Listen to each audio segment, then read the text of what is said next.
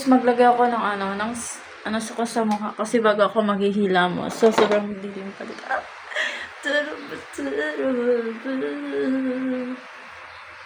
Diba?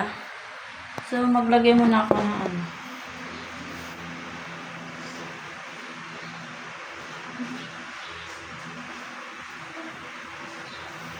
Hindi ako nito. Ito yung ako pa lang. May nanap yun siya napapayam eh.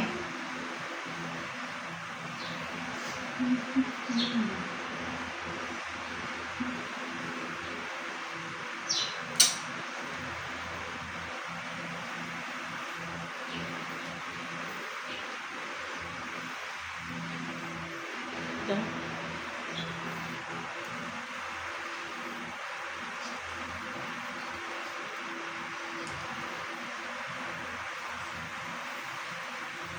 So, ibabad ko lang siya mga 5 minutes para absorb siya, char. So, bago pa siya hilamosan. So, ito lang naman ginagamit ko siya, guys. So, yan. Manghilamos ako mamaya-maya. So, ito yung bulb ko na egg.